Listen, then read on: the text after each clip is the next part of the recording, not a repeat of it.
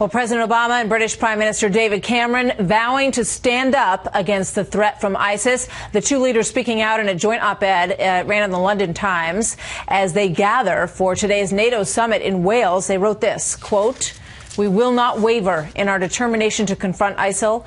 If terrorists think we will weaken in the face of their threats, they could not be more wrong. Countries like Britain and America will not be cowed by barbaric killers. We will be more forthright in the defense of our values, not least because a world of greater freedom is a fundamental part of how we keep our people safe." Strong words. Will they be backed by strong action? Lieutenant Colonel Ralph Peters is a Fox News strategic analyst who I usually see in a box next to me, and now I see you here at the desk. It's good to be with you. It's great to see you again in person. Great to have you here. Thank you so much. Forceful words. David Cameron kind of started this cavalcade of forceful words on Friday when he came out much stronger than President Obama on this issue. But can they be backed with actions is the question, right? No, they will not be backed with action, at least not in the short term. The contrast here is that Prime Minister Cameron has the will, but not the power. President Obama has the power, but not the will.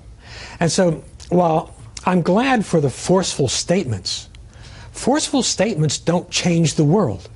Contrary to the myths of the campus and the left, rhetoric is not what fundamentally changes humanity. Throughout history, warfare has been, like it or not, and I don't like it, warfare has been humanity's primary means of forcing massive change. And unless we're willing to fight opponents such as Islamic State, they will just continue to grow and the threat grows worse, et cetera, et cetera.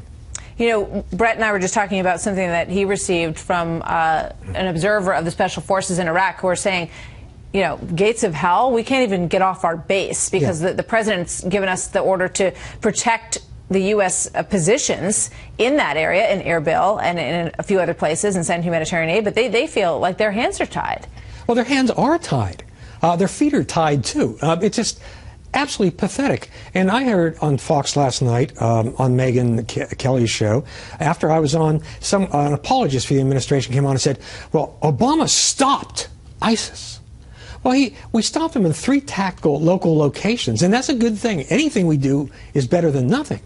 But meanwhile, they've raised their flag on the Israeli border. They're drawing recruits from around the world. Everybody loves a winner in jihadi world. They're growing ever more powerful, ever richer. And I fear, Martha, that the president is using this need to build a coalition, the need to establish a unity government in Baghdad, which is not going to happen in a meaningful way. He's using all this as an excuse not to take action. And action is needed now against the Islamic State. And oh, by the way, there's a problem in Ukraine, too. Well, he's hearing this from Joe Biden. He's hearing it from Elizabeth Warren. He's hearing it from Al Franken.